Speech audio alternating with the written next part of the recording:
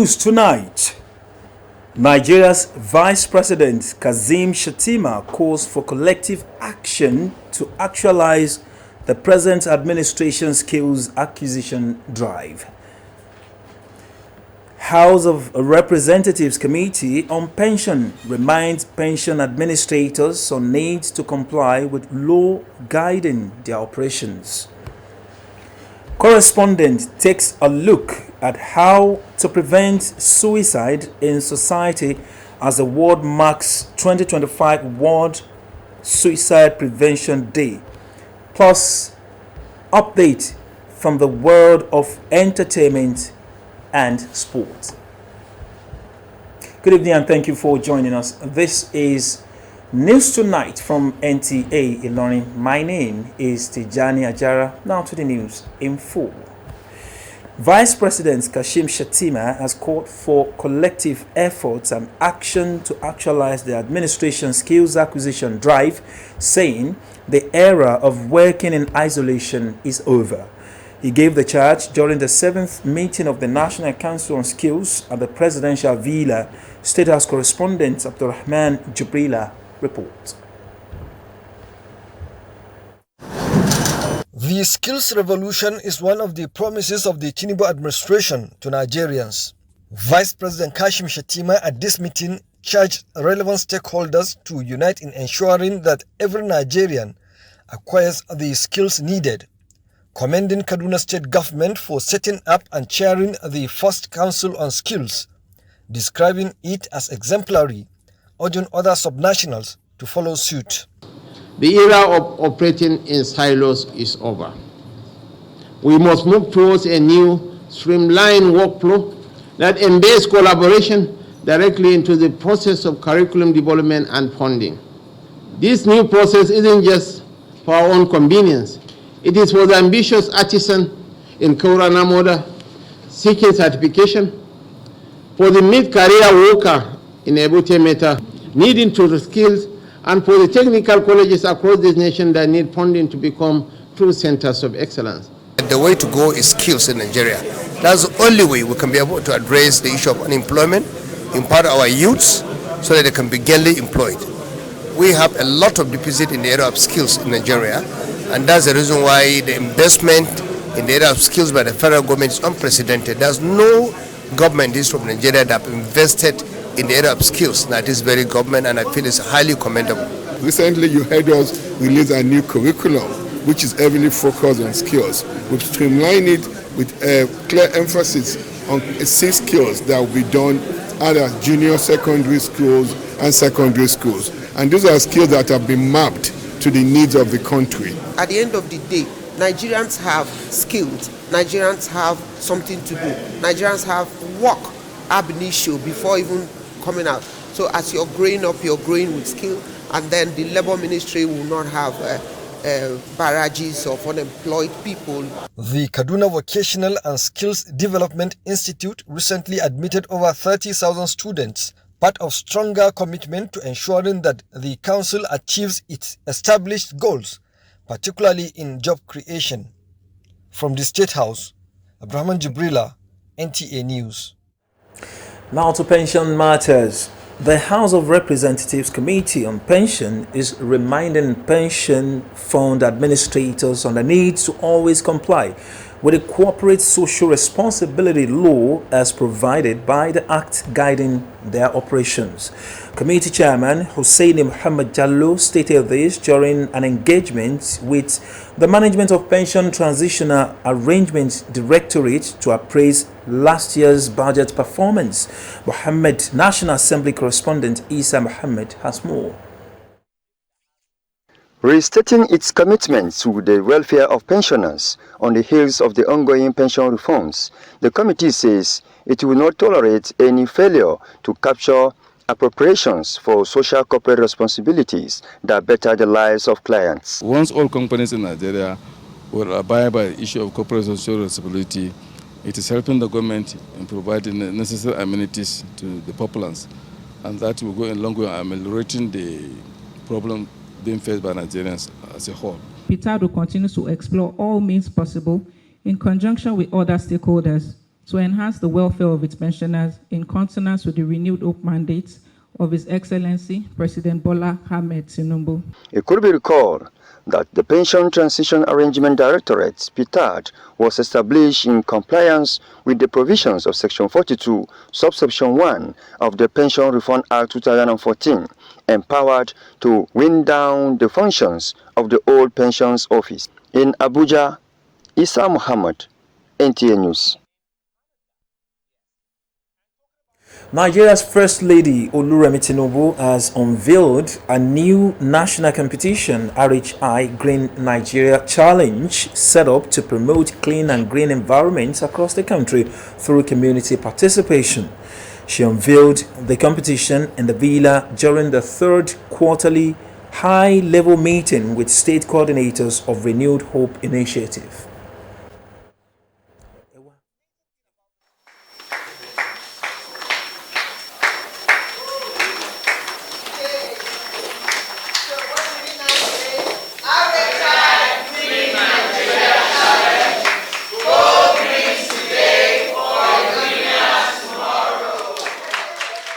They have environmental sanitation days, so you have to lead by example.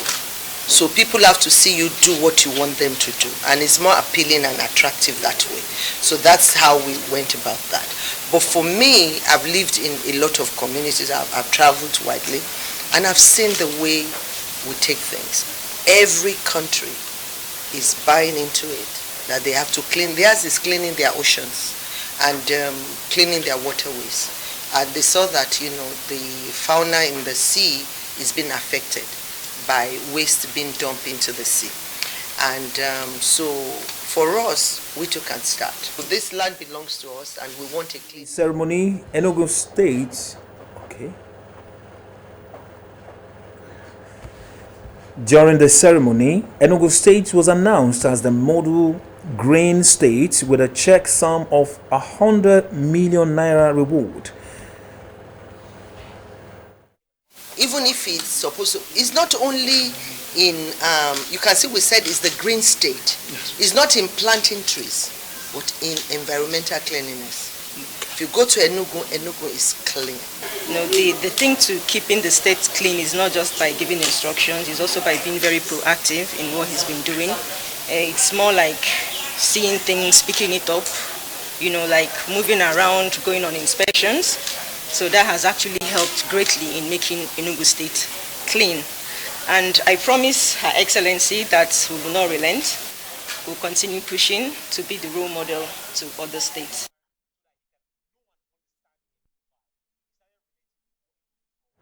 The Independent National Electoral Commission, INEC, in Kwara State has embarked on a sensitization tour of major neighborhood markets in Ilorin, the Kwara State capital, as part of efforts to encourage participation in the ongoing continuous voter registration CVR exercise.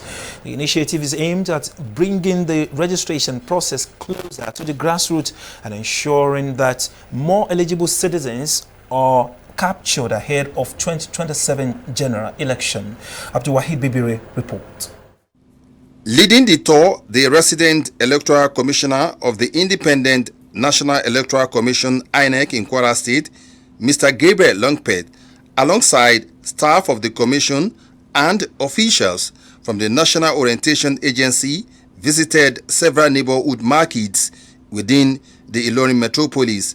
Addressing residents, Mr. Longpet explained that the ongoing continuous voter registration exercise is open to all Nigerians who, for one reason or another, do not yet possess a permanent voter card. This includes individuals who have just attained the mandatory voting age of 18, those who have misplaced their voter cards, and eligible voters wishing to correct information on their existing cards. He further noted that the exercise also provides an opportunity for voters who wish to relocate their PVCs to new polling units, especially for those who have changed their place of residence. We want to give opportunity for those people who might not have had about the registration, who might not have had the time to come. They might not know the time span for the registration, we'll be able to tell them directly in the language they understand, because we've translated some of the jingles in local languages. To create more awareness so that people will see the need for them to go and register so that they can partake in the election process. So it's a good one, and we need to keep the sensitization going till this process ends. The sensitization tour served as an interactive platform allowing residents to ask questions directly from INEC officials about registration procedures and the locations of designated registration centers across the state. INEC confirmed that the continuous voter registration will run in 3 phases and is expected to be concluded in August 2026. The Commission urged all eligible voters in Kwara and beyond to take advantage of the exercise to prepare for future elections. Abdulwahid Bidiwe, NTA News. As the world commemorates World Suicide Prevention Day today,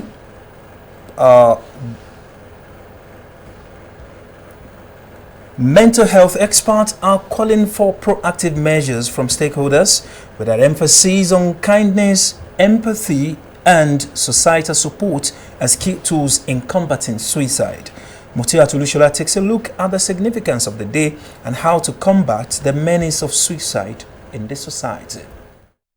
According to data from the World Health Organization (WHO), more than 720,000 people die by suicide every year across the globe. Alarmingly, suicide is ranked as the 3rd leading cause of death among individuals aged 15 to 29 years.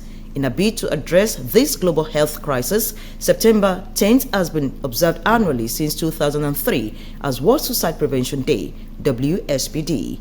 The day serves as a platform to raise awareness and galvanize action for suicide prevention worldwide. This year's commemoration, themed Changing the Narrative on Suicide, places emphasis on promoting kindness, empathy, and compassion, particularly towards individuals showing signs of emotional distress. People are going through a lot, especially the downtrodden. They have issues. The suicide is not limited to downtrodden. Even those that are in high class, they commit suicide. We have seen a professor that committed suicide, even in Ilorin here. So it's not just this, but we should. But for many, if they have some economic leverage, it goes a long way in reducing the number of those people that will want to be attempting suicide. Mental health stakeholders who spoke with NTA's news crew stressed that people battling depression, substance abuse, or economic hardship are at a higher risk of suicidal thought. They called for proactive involvement from all segments of the society, including governments, traditional and religious leaders, and community members in creating an environment that supports mental well-being.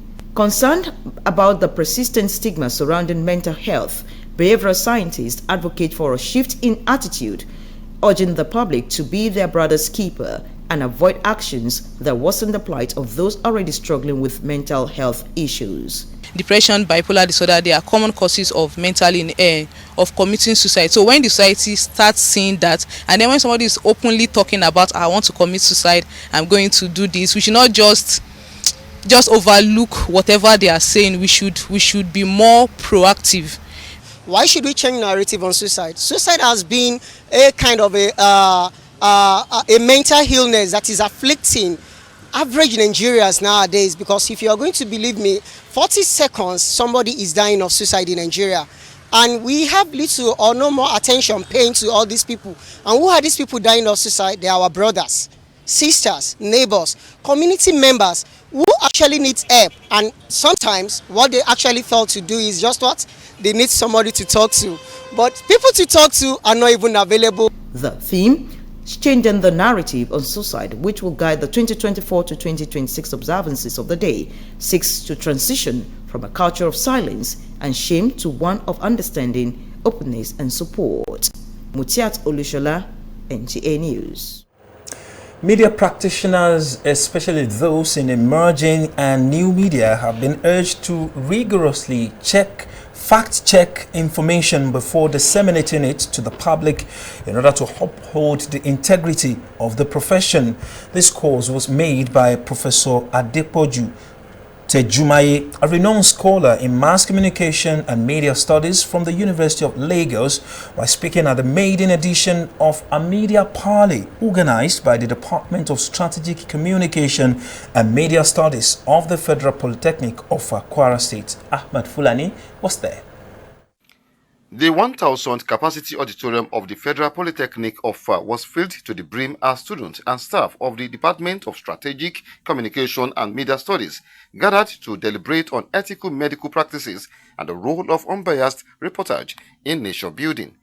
The keynote speaker, Professor Adepoju Tejumaye, a distinguished scholar from the University of Lagos, decried the alarming rise in the dissemination of unverified information and false reports by some media outlets. He also urged public relations officers in both government agencies and private organizations to adopt a proactive rather than a reactive approach in managing their institution's image, describing it as a globally accepted PR standard. The media is indispensable in today's world. And when I said the media, I'm also referring to the social media. You know, in terms of space, in terms of speed, they are very fast. You know, so although if you notice it, even in the contemporary world that we are, the traditional media houses, newspapers, radio stations, and TV, they are also online now. So what I'm simply saying in the paper is that organizations cannot do without the mass media. The rector of the Polytechnic, Dr. Kadiri Kamaru, commended the department for its commitment to nurturing future media professionals by combining theoretical knowledge with practical training. He reaffirmed his vision to transforming Federal Polytechnic offer into a world-class institution focusing on innovation, academic excellence, and moral values. They should be well trained as a professional.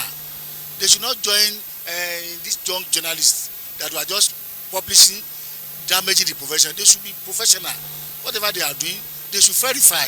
The head of the department, Dr. Jimon Olorede, noted that the media parley was conceived as a platform to chart a new course for strategic media relations with the goal of achieving maximum impact in both public and private communication spaces. It is in adherence to the objective of the National Board for Technical Education, which aims at enhancing job opportunity, ensuring skill-based special training for students, and in also adhering to the global best practices. Always let us, especially the students in which we involved in this media interactive parley, it's to open their eyes to so many things that is accustomed with journalism. This media parley has really helped us to know how to shape ourselves and also how to communicate well with the media. In a surprising and heartwarming moment, the rector announced the immediate employment of a student from the department in the institution's public relations unit for reading the citation of the keynote speaker perfectly without any flaw. The event later broke into a robust discussion sessions featuring insight from prominent media practitioners sharing perspective on the challenges confronting journalists in the 21st century and the need for continuous capacity development. From Federal Polytechnic of in Nofa, Ahmed Fulani, NTA News. Made in Nigeria products are now occupying the center stage again, expanding into new markets and attracting fresh demand across Africa. Comfort Ahmed report from the 2025 Intra-African Trade Fair, where Nigerian businesses are pitching their strength and forging connections with key players on the continent. Nigeria is making a bolder statement on the global stage with its dynamic participation at the IATF 2025, showcasing a diverse range of products, innovations and investment opportunities, positioning itself as a key driver of the African Continental Free Trade Area, AFCFTA. They've taken a lot of contracts from networking, a lot of MOUs are being signed. We at NEPC policy, we will now follow through to ensure that we seal it. And there's a lot of communication and networking between them and other countries. And from manufacturing and agriculture to fintech and creative industry, Nigeria's presence reflects its ambition to deepen intra-African trade and strengthen economic ties across the continent. The egusi particularly, then you speak to them about it, they understand it, they in fact want to eat it as snack. I've had a number of them ask me if they can just chew it. We've got a lot of engagement with different Africans, different off-takers. Nigeria is of course a vibrant market. Our standards are global. We have passed all the standards, both African standards, Nigerian standards, international standards. We are second to none. As far as I'm concerned, we don't have real competition in Africa. For the very first time, the IATF will be held in West Africa, and Nigeria actually won the bid to host the next IATF in 2027. From Algiers, Algeria, I'm Comfort Amodu, NTA News. And on our entertainment scene tonight, we join Ruth Jolayemi for more. Afrobeat superstar Davido dined with Atlanta Mayor Andre Dickens at an exclusive dinner event. The gathering took place just weeks before his highly anticipated concert at the 21,000 capacity State Farm Arena. Photos from the dinner have gone viral, with fans celebrating Davido's growing global recognition. In another story, Nigerian celebrities Temi Otedola and Mr. Easy continue to wow fans with their top-tier fashion, unveiling more stunning outfits. Their three-continent wedding, which has captured the first and exciting new turn. The billionaire's daughter and her husband recently shared photos of their second traditional look, sparking buzz and reactions online. Now, sports. Unless miracles happen, the Super Eagles of Nigeria's hope of participating in the 2026 FIFA World Cup tournament may have been dashed after their match ended in a 1-1 draw against South Africa at the Free State Stadium in Bloemfontein on Tuesday. Kabiru Shagaya's report is hereby presented. Nigeria, who was condemned to win the all-important match to have the chance of qualifying for Mundial, trailed the Bafana of South Africa in the 24th minute through an own goal by Nigeria's captain. The Super Eagles fought hard in the second half and drew level to make the scoreline 1-1 at the end of the game. And that's the news tonight. Thanks for watching. Do have a wonderful night rest.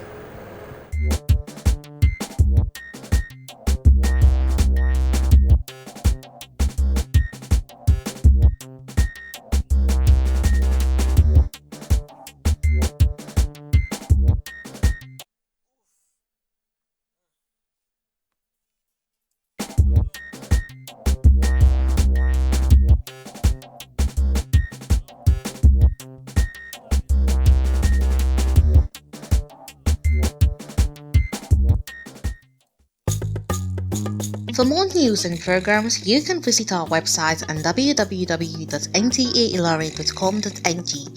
Download the NTA Ilorin app from Google Play Store on your Android devices. You can also watch our